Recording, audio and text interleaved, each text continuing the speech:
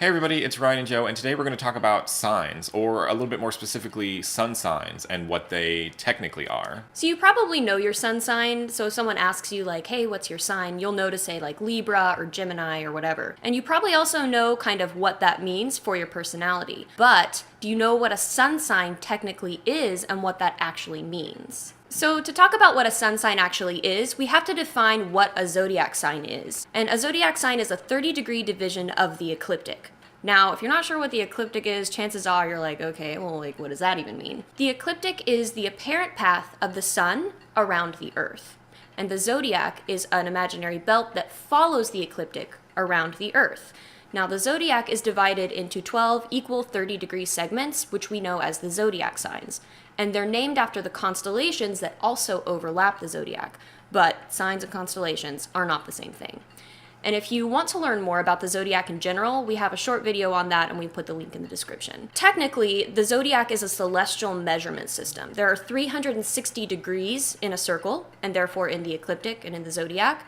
And these 30-degree segments that we call the signs are a way to know where celestial bodies are in space. Right, so it's basically just the difference between saying something like the sun was at 77 degrees of the ecliptic. So instead of that, we say, like, the sun was at 17 degrees Gemini. Right. Like, we give it a name because astrologers are able to convey information to one another better through the application of these names, because Gemini has meaning, whereas, like, 77 degrees the ecliptic... It's a little more obscure. Woo, yeah. Okay, whoop-de-doo. But this is also why, when you look at your chart, you'll see, like, these degree numbers next to planets. That might be a little confusing. Like, what does that mean? Right. It just means that, you know, like, the sun was in the 17th degree of Gemini at the time you were born. The technical definition of what a sun sign is just which of these 30-degree segments of the ecliptic the sun was in on the day you were born. But all of the other planets, the moon, Mercury, Venus, Mars, all of these other bodies are also within zodiac signs at the same time. So why then is it the sun sign that everybody is more familiar with? Like, why is it not our moon sign or our Mercury sign or some other planet that we respond with when we're asking, like, what's your sign? The sun sign is super regular. Like, all you need to know is your birth date to know your sun sign. Because when you think about it, there are 360 degrees in a circle. The ecliptic is a circle.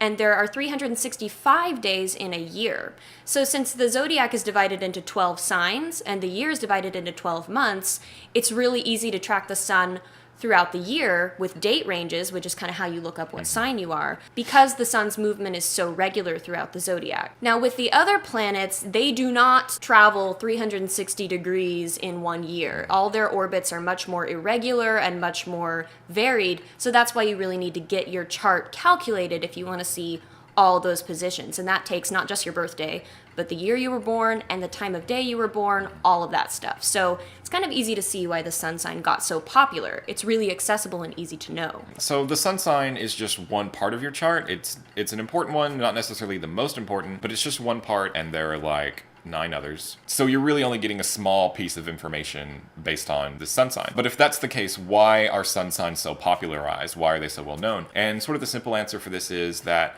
in the 1930s, newspapers and magazines wanted to include astrology into their publications to attract readerships. And so something that astrologers came up with as a way to talk about astrology for those who weren't familiar with astrology at all was to talk about sun sign horoscopes, because even if the reader didn't know what their sun sign was before they picked up the magazine, all the astrologer had to do was include the date ranges for their birthday, because it's the same with just a tiny bit of wiggle room every year. And it just became a way to get astrology more marketable and consumable to help out newspapers.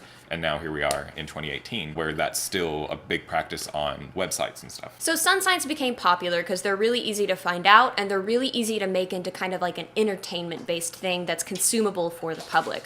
But it's important to remember that that's only one point in your whole birth chart, and you really need to see the whole birth chart to get an idea of the complexity and depth that astrology really has to offer. So if you want to do that, you can go to astro.com and actually get a birth chart calculated. And if you need help knowing how to read one, we have a video on that as well, and the link will be in the description. So that's the technical definition of a sun sign, the sign of the zodiac that the sun was in when you were born.